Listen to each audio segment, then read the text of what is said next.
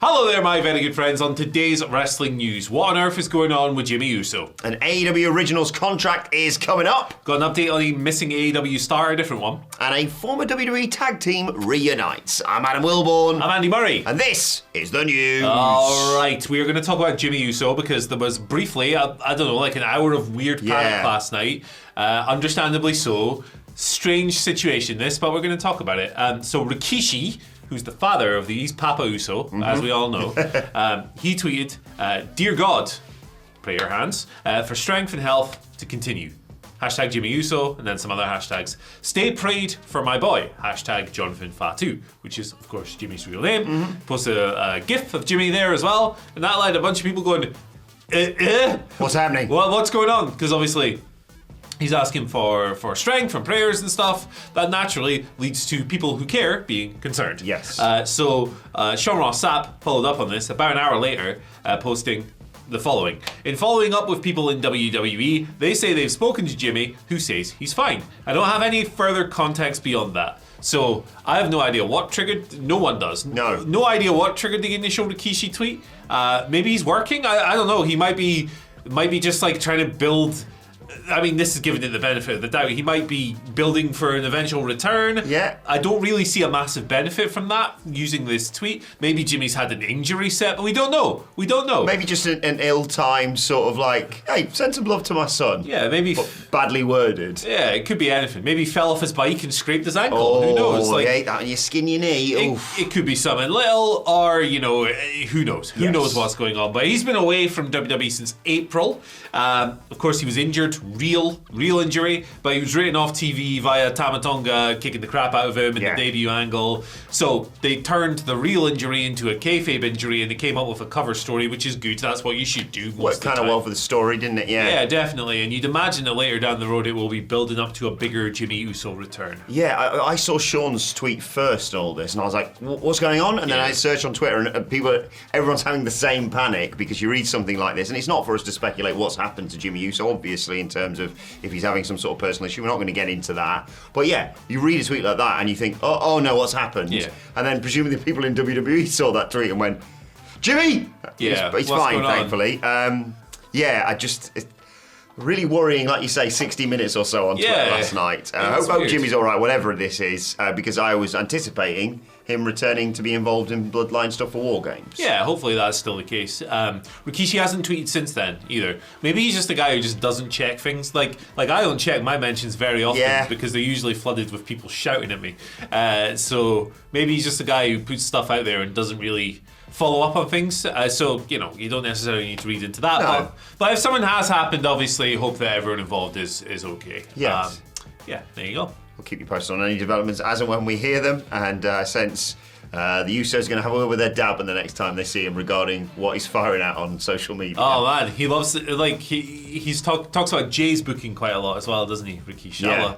I will not say a bad word against Rikishi. Yeah, I'm a big fan. He's more allowed. Like I've said to my parents, you're not going on social media. Do not need you posted on there. My mum is on Facebook so that she can keep track of like the local. There's a group for the local village she lives in. Amazing. So you go in there and it's all stuff like, hey, we've left a box of milk at the community hub that's going out of date. Does anyone want it? Come and pick it up. And other things like, my pet tree ran away. Can someone tell me? It's so good. So careless. It's so good. But it's also really good social media at times, because in times of crisis, like that group... It is useful, yeah. There was a flood warning in this is TMI, but there was a flood warning one year and everyone came together and supported each other. So, like, social media can be good.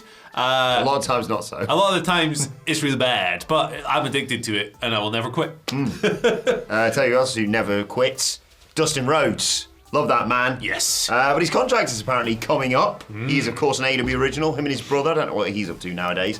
Started off in AEW back in 2019. I remember they had a quite good match at Double or Nothing I was lucky enough to be in attendance for. It was, yeah, it was pretty good. I would say it's actually still the best AEW. I loved it. Like, it's right up there. I distinctly remember a moment when I think I turned to Phil and I was about to say, oh, God, like, Dustin's really sweating. Look at that face paint dripping off his head. Oh, no, that's blood. Yeah, that's his blood.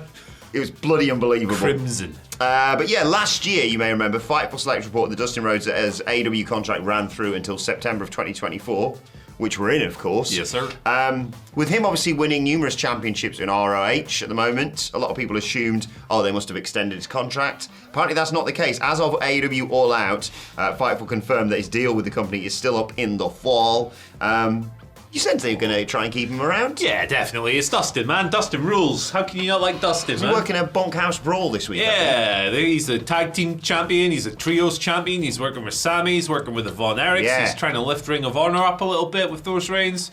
Love Dustin Rhodes. Yeah, Dustin Rhodes has been wrestling since the 80s. Jeez. Insanely. Like, you think of the longevity and you think of how good he still is.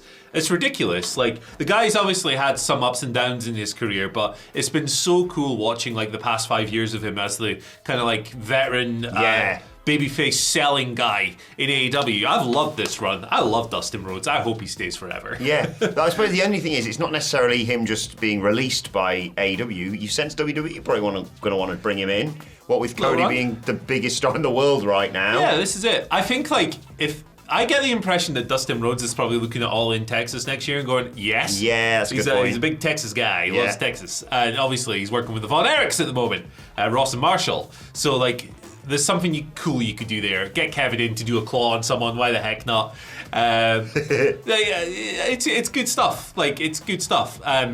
So, it would be cool to see him just go to WWE for a cup of coffee and do something with Cody. Because, like, although the last batch of stuff that he did with Cody in WWE, not the Goldust Stardust feuds, that didn't work. No. But like the stuff before that, when they were fighting for the family, that stuff rocked. And Dustin still rocks. Any chance, because it's Dustin and everyone loves Dustin, they can give him like a 6-month contract in WWE so he can be back in AEW for come back from Texas. Yeah. I work together on this. He's great, top bloke. Give him what he wants. I still remember you talk about his longevity in wrestling. I still remember being like getting into wrestling and being like, this Goldust guy's kind of weird, and then going like, I wonder what we did previously to this. Sorry, he fought on the back of a moving truck. Okay? He's literally done it all. Didn't they get fired for that one as well because they got juice? I have no idea. I can't remember. Let us know in the comments. My memory doesn't work. But like, my introduction to him was Goldust as well. Yeah. In the WWF. But then like, you go back to like 1994 and he's fighting Vader in WCW. That's probably the wrong year. But like, what a career. Unbelievable run from Dustin Rhodes. And survived the 7 gimmick, of course. Yeah, like... When you take a good long look at this crap they got me dressed in. And worse, but we won't bring up any other... Like, I love Dustin Rhodes. He's one of my favourite wrestlers. He's a really reliable one, especially now for AEW. If it's just like, we need a one-off match for, let's say, a Jack Perry or whatever. And he's just like, cool, I'll take him to his best match of the year. Yeah, I'll put him over. Like, I'll put him over and I will make him look great. Yeah, really good stuff. Awesome. All-timer. People should look at what he has done over the past couple of decades in particular and go, deserves more flowers, yeah. Sensational. Love Dustin Rhodes. I haven't said that. Have I said that I love Dustin Rhodes? We love Dustin Rhodes here at WhatCulture. Big fans. Love the Von Erichs as well. Yes. Just love seeing them doing nice things in wrestling. Still not watched the Iron Claw. Gonna get around to it. It's a tough watch, brother. Yeah. It's a tough watch. I don't know what mood I need to be in to watch that. They miss some stuff out. I understand why, because it's a movie and it needs to be like, it can't be 5 hours long, but it's worth watching. Yeah. There's one scene, actually 2 scenes in particular that are burned in my brain forever, I think. But yeah, Oosh. Good film. Yeah. Good film. Right, update on Jay White. Now, he's not back. That's the update. Next story. Nah, Fightful had a little scoopski on him. Well, talking about his current status. He's been absent since June? It felt like, or July. It felt like Juice Robinson came back from a long-term injury and then Jay White had to go away. So unlucky, yeah. So they passed the trios title over that Jay had over to Juice, but then they were vacated. It was a whole complicated thing. But yeah, Jay White's been gone for a while. AEW had been hoping to have him back for All In. They were going to throw him in the Casino Gauntlet match. But Jesus, another one. Yeah, well... I can only have so many pops. They were going to have 2 Casino Gauntlets, actually. But he went to Dynamite the week before that trip to the UK and he didn't get cleared. He couldn't get cleared. Presumably, Doc Samson gave him the works. I don't know what they do to get cleared, but... Check his oil and all that. Yeah. What's the window washer fluid like, all that stuff. His status hasn't changed. He's still on the sidelines. No word on when he might be coming back. You'd imagine that if they were optimistic of him returning before All In, which was in August, he's maybe not that far away. But get well soon. Yeah, I hope he's back soon. Yeah, I miss him, and nothing against the Guns. Love the Guns as well, but I miss him and Juice Robinson as a team.